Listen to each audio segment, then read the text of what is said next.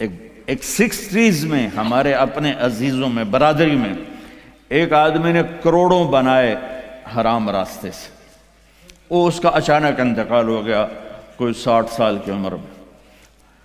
تو وہ یہ کہا کرتا تھا میں اج مر جاواں میرے بچیاں نو کسی دی پرواہ نہیں، یہ میں نے اپنے کانوں سے سنا اس کی زبان، میں اج مر جاواں میری دھی نو کسی دی پرواہ نہیں۔ وہ مر گیا تو ایک دن اس کا بیٹا کہہ رہا تھا کاش ہمارا باپ حرام جمع نہ کرتا تو کوئی خوشی کا دن ہم بھی دیکھ لیتے۔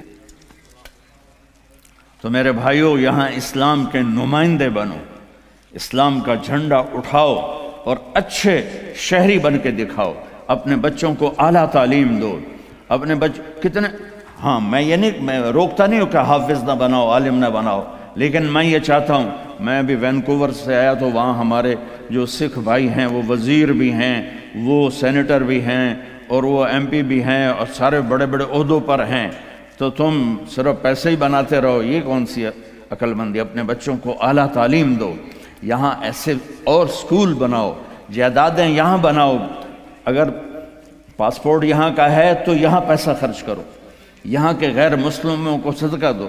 کل ہم گئے تھے، وہ ایک بڑا ٹاور ہے تو اس میں ایک بڑھیا بیٹھی تھی اکیلی تنہا، تو اسے اس کی چہرے پر بے بسی دیکھ کر اس سے تھوڑی بات کی تو پتہ کہنے کہ میری 92 سال عمر ہے، میں اکیلی رہتی ہوں۔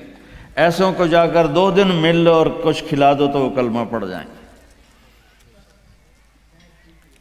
اب آپ لوگ جب یہاں آتے ہو تو پچھلے سمجھتے ہیں کہ ہن تو سونے دی کان وچ ہاتھ پائے گیا، پتر تیری بہن دی شادی کرنی ہے پیسے گھل، پتر تیری بڑائی دی شادی کرنی ہے پیسے گھل۔ وہ بیچارہ یہاں کیا کرے، وہ نوٹ چھاپے، وہ ہمارے در آدم خیل میں جاؤ جتنے ڈالر چاہیے لے لو آسٹریلین، جتنے لینے جو لے لو، امریکی ڈالر، آسٹریلی ڈالر، کینیڈین ڈالر، پاؤنڈ بھی لے لو، ریال بھی لے لو، یا تو پچھلوں کو پتہ ہی نہیں ہے کہ یہاں کمائی کتنی مشکل ہے۔ تو میں نہیں کہتا ہوں کہ اپنی بہنوں کی شادیوں کے لیے نہ کرو، اپنے رشتہ داروں کے لیے نہ کرو، لیکن پہلے اپنے بیوی بچوں کو دیکھو، پہلے یہاں اپنے پہلے جن کے والدین یہاں ہیں ان سے کہتا ہوں ماں باپ کو ٹائم دو، ماں باپ کو عزت دو، اور ماں باپ سے کہتا ہوں اگر جوائنٹ فیملی سسٹم ہے تو آنے والی بہو کو تنگ نہ کرو، اپنے بچے کی زندگی کو برباد نہ کرو۔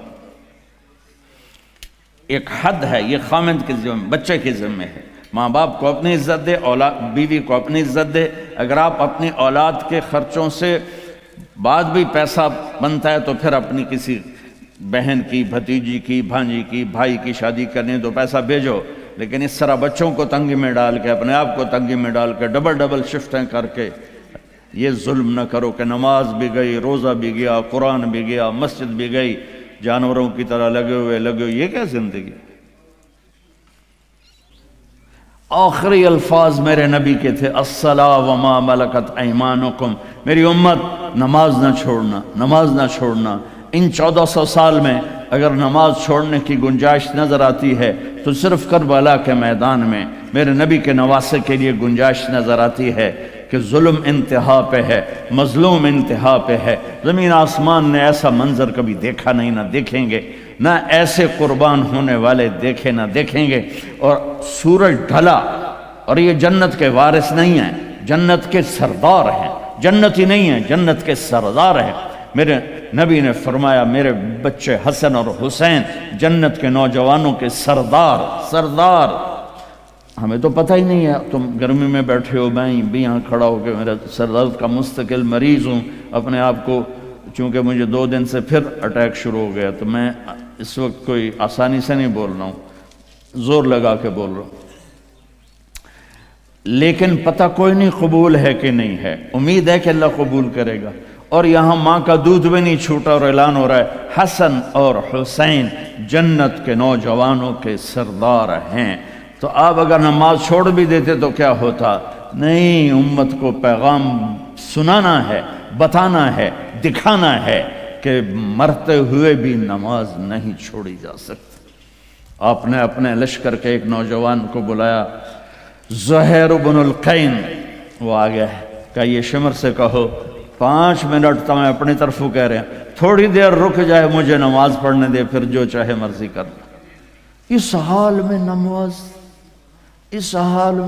نہیں چھوڑی۔ آپ بڑے مصروف ہیں، ایک چھوٹا سا مصلی اپنے ساتھ رکھو، آپ کو پاس ٹائم کوئی نہیں، فرض پڑھ لو، صرف فرض پڑھ لو تاکہ آپ کی حاضری لگ جائے۔ صرف فرض، میں یہ نہیں کہہ رہا ہوں سنتیں چھوڑ دو، میں کہہ رہا ہوں کہ اپنے آپ کو عادی بنانے کے لیے آپ کو مشکل ہو رہی ہے تو صرف فرض پڑھ لو تاکہ کم از کم حاضری لگ جائے۔ خوف کی نماز نہیں، عشق کی نماز پڑھو جو حسین نے پڑھ کے دکھائی۔ جب انہوں نے کہا ہم تلوار نہیں روکیں گے، تو آپ نے کہا آدھے ہو جاؤ، آدھے نماز پڑھو، آدھے ان سے لڑائی کرو۔ پھر ان کو واپس بلا کے کہا تم نماز پڑھو، ہم لڑائی کرتے ہیں۔ عصر کی نماز سے پہلے گردنیں کٹ کر اور نیزوں پہ چڑھ گئی تھی۔ تو میں آپ سب سے گزارش کرتا ہوں، اللہ کی نماز پڑھو، اللہ کے محبت میں نماز پڑھو، اللہ کے شوق میں پڑھو، کسی کے ڈر سے نہیں، کسی کے خوف سے نہیں۔ جیسے آپ رات کو 12 بجے اشارے پر کھڑے ہوتے ہیں تو وہ کوئی آپ فرما برداری کی میں نہیں ہوتے ہیں، وہ $100 دا ڈر ہوں دا ٹھک جامنا ہے۔ نہیں تو اگر یہ نہ ہوتا تو ہماری طرح پاکستان میں دن کے 12 بجے بھی اشارہ توڑ کے تم جا رہے ہوتے، تو سوٹا وڈا چنگا تکڑا ہے نا۔ ہاں، محبت کی نماز پڑھ۔ میں سینٹرل ماڈل اسکول لاہور سے میں نے میٹرک کیا تھا، تو میں ہاسٹل میں تھا، تو کئی وارڈن آئے، ہاسٹل وارڈن، تو ایک وارڈن طالب حسین تھے رحمۃ اللہ علیہ، بڑے اس وقت تو بڑے برے لگتے تھے، اب بڑے اچھے لگتے ہیں۔ وہ انہوں نے نگرانی ٹائٹ کر دی، ہمیں نکلنے نہیں دیتے تھے اور بھاگنے نہیں دیتے تھے ادھر، اور نماز کمپلسری کر دی۔ تو عشاء کی نماز میں کھڑا تھا، میرا روم میٹ آیا، فوت ہو گیا، اللہ اس کی بخشش کرے، جاوید نام تھا۔ تو ہمارے وارڈن کا نام تھا طالب حسین۔ تو اس نے میرے قریب آ کر نماز کے نیت شروع کی، 4 رکعت نماز فرض عشاء واسطے طالب حسین دے، اللہ اکبر۔ تو اب میں بھی نماز میں کھڑا ہوں، میں کہا وہ ایک ہی کیتا ہی، یہ ہماری نماز ہو رہی۔ وہ کہتا ہے طالب حسین دی پڑھدا پیا، کتھے اللہ دی پڑھدا پیا، اللہ اکبر۔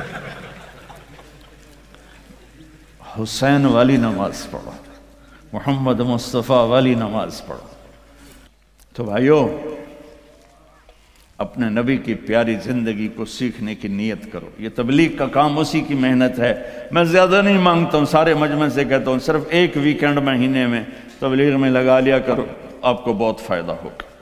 اور آج کے بعد نیت کرو کہ جھوٹ نہیں بولنا، ٹھیک ہے، دھوکہ نہیں دینا، رزق حرام نہیں کمانا۔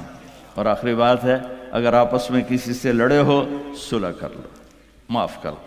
خاص طور خامند اور بیوی لڑے ہوں، دیکھو عجیب بشارت سناتا ہوں، خامند اور بیوی لڑے ہوں اور وہ آپس میں صلح کر لیں تو اللہ ان کے پچھلے سارے گناہ معاف کر دیتا ہے۔ اللہ کو خامند بیوی کی صلح اتنی محبوب اور اتنی پسند ہے۔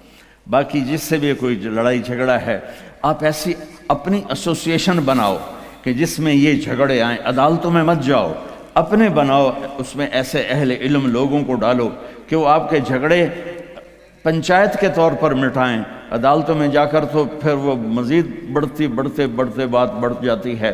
آپ ایک معاشرہ بنو، یہیں شادیاں کرو، یہیں بچے بچیوں کی شادیاں، یہاں کی بچی یہاں کا بچہ ہو تو کمپرومائز ہو جائے گا۔ وہاں سے بچی آئے یا بچہ آئے، وہ اس ماحول میں ایڈجسٹ نہیں ہوتا، پھر مصیبتیں پڑتی ہیں، مشکلیں پڑتی ہیں، طلاقیں ہوتی ہیں۔ بہرحال یہ تو خالی ایک میرا مشورہ ہے، یہ میرا کوئی نصیحت نہیں، مشورہ ہے۔ اگر آپ کر لیں گے، جب آپ نے یہاں رہنا ہے تو یہیں ایک معاشرہ بناؤ۔ تو سارے بھائی اس کی نیت کرتے ہو نا؟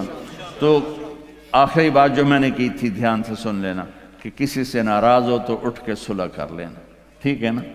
سارے بھائی نیت کرتے ہو؟ چلو درود شریف پڑھو۔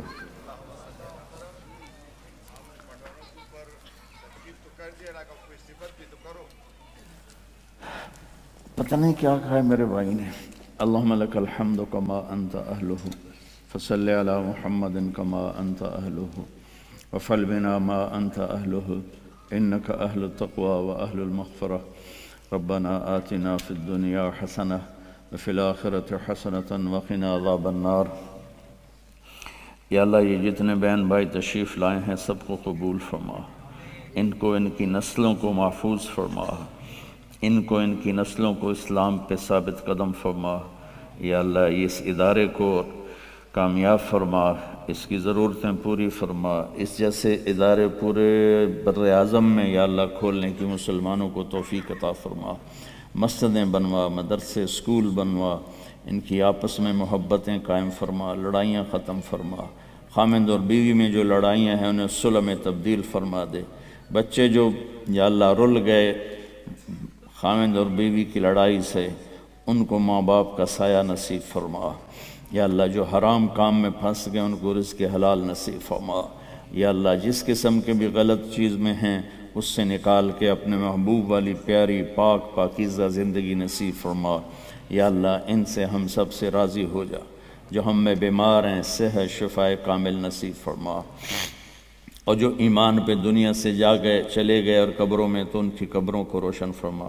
جب ہمارے جانے کا وقت ہے تو ایمان پہ خاتمہ نصیب فرما۔